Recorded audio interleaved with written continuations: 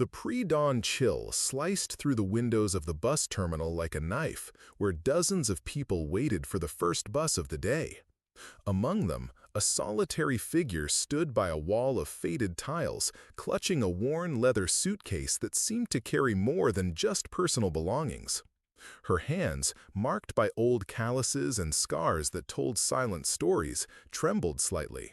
Not from the cold, but from something deeper that resided in her memories. Helen had arrived at the terminal at 4 in the morning, 2 hours early.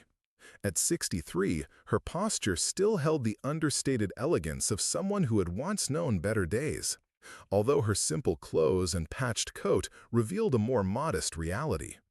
Her gray hair, pulled back in a low bun, framed a face that combined serenity with an almost imperceptible melancholy. She watched the morning bustle with brown eyes that seemed to hold ancient secrets, while her lips moved silently, as if reciting a prayer or a song only for herself. The terminal began to awaken with the arrival of the first employees. A middle-aged man in uniform, hurried and carrying a briefcase, passed Helen. She recognized him immediately. He was the transport supervisor, someone with the power to solve the problem that had brought her there so early. Helen took a hesitant step forward, then another, approaching with the caution of someone who doesn't want to bother. "Excuse me," she said, her soft voice almost lost in the terminal's echo. The man continued walking, absorbed in his papers. Helen tried again, a little louder. "Excuse me, sir, could you help me?" This time he heard her, but only raised his eyes for a second before quickening his pace, muttered something about being late, and disappeared through a door marked "Staff Only." Helen returned to her position against the wall, her hands tightening even more on the suitcase handle. She showed no irritation or discouragement. She simply took a deep breath and resumed her silent song, as if that melody were a source of inner strength sustaining her in the face of indifference. Gradually, other passengers began to fill the terminal. A group of college students occupied the nearby benches, talking loudly about parties and exams.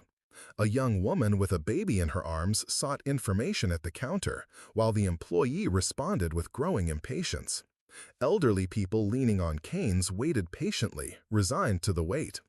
And Helen remained there, immobile as a sentinel, watching the movement with seemingly infinite patience. It was then that she noticed a young man sitting in the opposite corner of the terminal. Unlike the others, he wasn't on his phone or talking to anyone. He wore a simple military uniform, had short hair, and sat with erect posture. His eyes, however, held something restless, as if he were processing complex thoughts. He discreetly observed Helen, noticing her persistent presence and her dignified posture in the face of the employee's apparent indifference.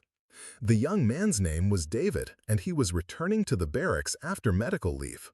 He had served for 3 years and learned to recognize people carrying untold stories. There was something about the gray-haired lady that aroused his respectful curiosity. Perhaps it was the way she maintained her composure, or the way her lips moved in a silent melody that seemed to comfort her. The terminal began to awaken again with the arrival of the supervisor again. This time accompanied by another employee, Helen made another attempt.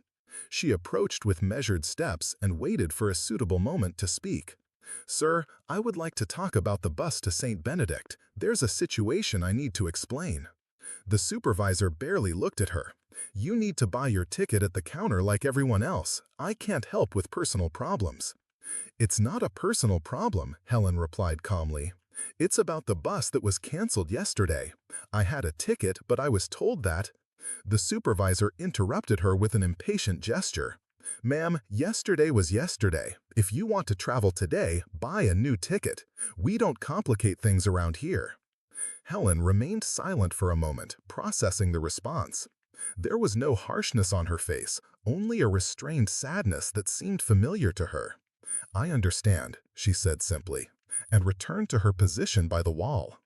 David, who had observed the entire interaction, felt a pang in his chest. There was something profoundly unjust in that scene, not only because of the lack of information, but because of the way that woman's dignity had been ignored. The hours passed slowly. Helen remained standing, occasionally shifting her weight from one leg to the other, but never complaining or showing impatience. Her suitcase seemed heavy, but she held it firmly, as if it were a treasure she couldn't abandon. Periodically, other passengers approached the employees with similar questions, and David began to notice a pattern. Those who wore more expensive clothes or spoke with more authority received immediate attention, while people like Helen were treated with disdain or simply ignored. Around 9 in the morning, when the terminal was already bustling, a man arrived who immediately caught everyone's attention. Tall, with white hair and elegant bearing, he wore a simple but well-cut suit. He walked slowly, leaning slightly on a dark wooden cane, but his presence was magnetic. There was something in his blue eyes that conveyed authority without arrogance, wisdom without pretense. David recognized him immediately, although he had never seen him in person. He was retired Colonel Bernard Santos, a local legend, not for battles or decorations, but for his quiet dedication to veterans and their families. After decades of military service, he had become a kind of informal ombudsman, someone people turned to when they felt helpless against the system. Colonel Bernard Santos slowly walked through the terminal, discreetly observing the environment. His experienced eyes caught details that went unnoticed. The young mother quietly weeping as her baby slept in her arms. The elderly people who had been waiting for hours without receiving adequate information. And especially Helen, who stood with her suitcase and her silent song. He approached her with measured steps, slightly removing his hat in an old-fashioned gesture. "Good morning, ma'am. May I ask how long you've been waiting?" His voice was deep but kind, carrying a natural authority that wasn't intimidating but reassuring. Helen looked up, surprised by the respectful approach. "Since 4 in the morning, sir. I'm trying to resolve an issue about a canceled ticket." She spoke without self-pity, simply stating the facts with simplicity. The colonel nodded gravely. "And have the staff given you any information?" Helen hesitated for a moment before replying. "They're very busy, I understand." There was no bitterness in her voice, only resignation, which somehow made the situation even more touching. "Would you allow me to know your situation?" asked the colonel, and Helen, perhaps influenced by his reassuring presence, began to tell her story. She had bought a ticket to Oakhaven the previous day, planning to visit her husband's grave on the anniversary of his death.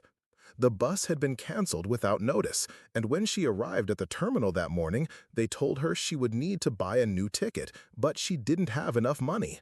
The original ticket had cost her entire month's savings. David noticed that other passengers began to pay attention to the conversation. There was something magnetic about the colonel's presence that made people naturally turn towards him. His manner of listening, attentive, respectful, unhurried, created a stark contrast to the treatment Helen had received from the staff. "Was your husband a serviceman?" the colonel asked gently. Helen nodded, her eyes shining with a mixture of pride and longing.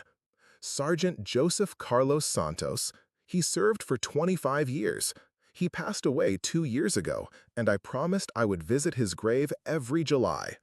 She spoke her husband's name with a touching reverence, and the colonel remained respectfully silent for a moment.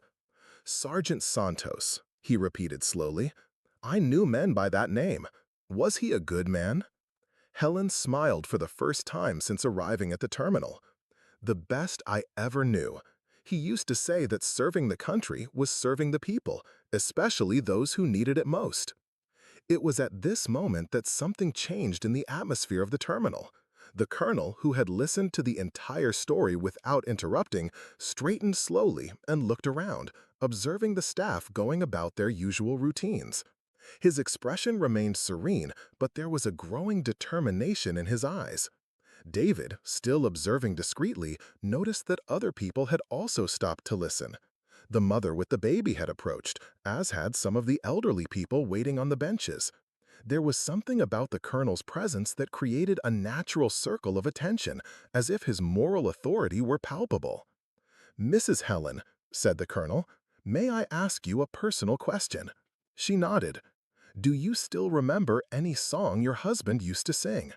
The question seemed strange, but Helen smiled again.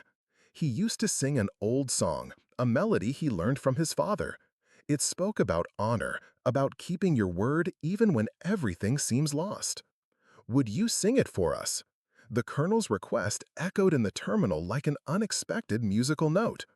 Helen hesitated, looking around shyly. "Here, in front of everyone?" The colonel nodded gently. "Wouldn't your husband be proud to know that his song still lives through you?" And then, with a courage that seemed to spring from some deep place in her soul, Helen began to sing. Her voice, though soft, carried decades of love, loss, and resilience. The melody was simple but powerful, speaking about maintaining dignity in the face of adversity, about honoring commitments even when no one is watching, about finding light even in the darkest moments. As Helen sang, something extraordinary happened in the terminal. Conversations gradually ceased, cell phones were put away, and a respectful attention spread like ripples in a pond. Staff members stopped their activities, passengers turned to her, and even children grew quiet, as if they sensed the importance of that moment. The song spoke of a time when words meant something, when promises were sacred, and when serving others was considered the highest form of honor. The words, though simple, carried the weight of lived experience, and each verse seemed to echo with the authority of someone who had faced losses and still chose to believe in human kindness. When Helen finished, the silence that followed was unlike anything the terminal had ever experienced. It wasn't the silence of indifference or haste, but the silence of reverence, of the recognition that something sacred had just happened. David felt tears in his eyes, though he couldn't explain exactly why. The colonel remained motionless for a long moment, then slowly turned to the staff who had stopped to listen. His voice, when he spoke, retained the same gentle tone, but there was an authority in it that could not be ignored. "This lady, whose husband served our country for 25 years, has been here since 4 in the morning trying to resolve a simple problem. She's not asking for favors or privileges. She's just asking you to honor a commitment, a ticket that has already been paid for." He paused, letting the words settle. Her husband, Sergeant Santos, dedicated his life to serving people like you, like me, like all of us here. And now, on the day she wants to honor his memory, you tell her that her savings weren't enough? The supervisor, who had ignored Helen that morning, now approached with a flushed face. "Sir, I wasn't aware of the full situation. If you'll allow me to check." The colonel raised a hand gently. "It's not about checking. It's about seeing, really seeing the people in front of us." David watched, fascinated, as the entire dynamic of the terminal shifted in those few minutes. Employees who had previously seemed robotically focused on their tasks now looked at Helen, really looked, as if seeing her for the first time as a human being, with a story, with dignity, with rights. "You know," the colonel continued, addressing not only the employees but everyone present, "I've spent decades learning about leadership, about responsibility, about what it means to serve. And the most important lesson I've learned is this: our humanity isn't measured by the power we wield over others, but by the compassion we show when no one is forcing us to." He turned to Helen, who watched him with a mixture of gratitude and astonishment. "You reminded me of something important today, ma'am. Your song, the memory of your husband, your dignity in the face of indifference. It all reminds me why it's worth fighting for the values that sometimes seem forgotten." David, who had remained silent throughout, finally stood and approached. "Colonel Santos," he said, "I'd like to contribute to Mrs. Helen's fare, if she'll allow me."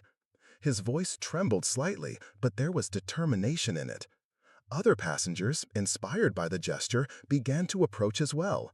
The mother with the baby offered what she had in her purse. One of the elderly men, leaning on his cane, insisted on helping. Within minutes, there was more than enough money not only for Helen's fare, but for her to buy flowers for her husband's grave. But the supervisor raised his hand. "That won't be necessary. The company will honor the original ticket and provide a new one at no cost. It's the least we can do." He spoke with a sincerity absent from his previous interactions, as if something fundamental had shifted in his perspective. Helen, who had maintained her composure throughout the morning's ordeal, finally let tears flow freely.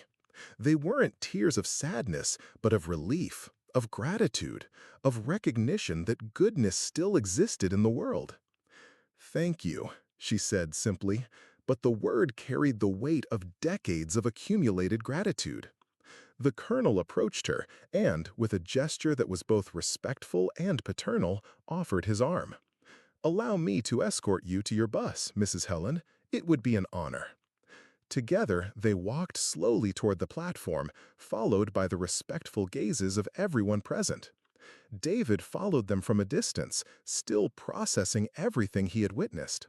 There was something profoundly transformative about that morning, not only for Helen, who could finally fulfill her promise to her husband, but for everyone present.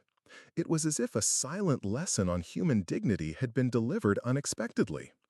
While waiting for the bus, the colonel chatted quietly with Helen about her husband, about his military service, about the small traditions that keep the memories of the departed alive. David noticed how she seemed to have regained not only her hope, but a kind of pride that had been temporarily eclipsed by the morning's indifference. And then, when asked about where people could find more stories like this, about how small gestures of kindness can transform entire lives, the colonel smiled and suggested they look for a channel where such stories were shared regularly, where people could subscribe and turn on notifications to never miss these moments of pure humanity. Because, he said, we need to be constantly reminded that goodness still exists, that it's worth believing in each other. When the bus arrived, Helen turned to the colonel and, impulsively, sang a verse of her song again, this time not as a solitary prayer, but as a shared blessing. Her voice echoed across the platform, and David realized that other passengers had learned the melody and were whispering along with her. The bus departed, carrying Helen on her journey to honor her husband's memory, but leaving behind something precious, the memory that human dignity can be restored by those who choose to see beyond appearances, who opt for compassion instead of indifference, who recognize that each person carries a story worthy of respect. David returned to the barracks that afternoon with a renewed understanding of what it meant to serve. It wasn't just about following orders or maintaining discipline, but about recognizing the humanity in every person who crossed his path. Helen's song had planted a seed in his heart, a melody of honor that transcended uniforms and hierarchies. The colonel, in turn, returned home with the certainty that his intervention that morning had been necessary. Not because Helen needed saving, but because everyone present, including himself, needed to be reminded that true authority comes from the ability to uplift others, to restore dignity where it has been denied, to choose compassion even when it would be easier to look the other way. In the weeks that followed, the story of that morning at the terminal spread quietly but persistently. Employees began to treat passengers with more attention, especially those who seemed vulnerable or lost. David shared the experience with his fellow soldiers, inspiring conversations about what it truly meant to serve the public. And the colonel continued his discreet visits to places where he knew his presence could make a difference. Helen, having fulfilled her promise to visit her husband's grave, returned to the terminal the following month and was greeted with genuine smiles and immediate assistance. She brought a photograph of Sergeant Santos in his uniform, proudly showing it to those who had made her journey possible. But perhaps the most profound impact of that morning was the way each person present came to view the world around them. They had witnessed how a simple act of acknowledgement, truly seeing a person, hearing their story, honoring their dignity, could transform not only a moment, but an entire perspective on what it meant to be human. Helen's song, with its simple melody about maintaining honor even in adversity, became a kind of silent anthem for those who heard it. Not because the words were particularly eloquent, but because they had been sung with the authority of someone who had lived their verses, someone who had chosen to maintain dignity even when the world seemed to have forgotten her. Years later, David, now a seasoned officer, still remembered that morning whenever he encountered situations where he could choose between indifference and compassion. The colonel, in turn, returned home with the certainty that his intervention that morning had been necessary. Not because Helen needed saving, but because everyone present, including himself, needed to be reminded that true authority comes from the ability to uplift others, to restore dignity where it has been denied, to choose compassion even when it would be easier to look the other way. In the weeks that followed, the story of that morning at the terminal spread quietly but persistently. Employees began to treat passengers with more attention, especially those who seemed vulnerable or lost. David shared the experience with his fellow soldiers, inspiring conversations about what it truly meant to serve the public. And the colonel continued his discreet visits to places where he knew his presence could make a difference. Helen, having fulfilled her promise to visit her husband's grave, returned to the terminal the following month and was greeted with genuine smiles and immediate assistance.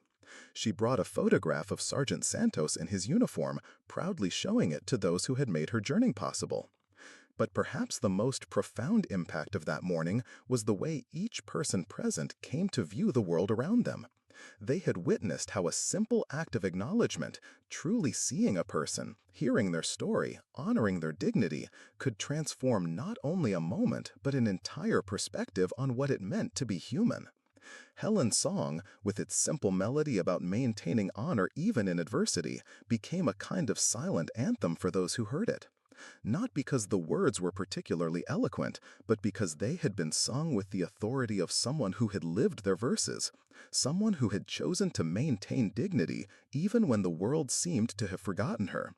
Years later, David, now a seasoned officer, still remembered that morning whenever he encountered situations where he could choose between indifference and compassion. The colonel, even in his advanced age, continued to appear in places where his silent presence could remind others of the importance of human dignity. And Helen continued to sing her song, now not just as a solitary prayer, but as a celebration that there were still people willing to listen, to see, to care. Their story became one of those quiet urban legends that circulate not through media or publicity, but through hushed conversations, through example passed on, through small gestures inspired by a morning when humanity triumphed over indifference. And perhaps that is the most powerful form of transformation, not through grand speeches or grandiose gestures, but through the quiet acknowledgement that each person we meet carries within them a song worthy of being heard, a story worthy of respect, a humanity worthy of honor. Ultimately, the most profound lesson of that morning was simple. We don't need to wear a uniform to be heroes. We don't need titles to exercise leadership. We don't need stages to make a difference. We only need the courage to truly see the people around us, to hear their silent songs, and to choose compassion even when no one is compelling us to do so. For it is in these quiet moments of mutual acknowledgement that true humanity reveals itself, and it is through these small restorations of dignity that the world becomes a place where it is still worth believing.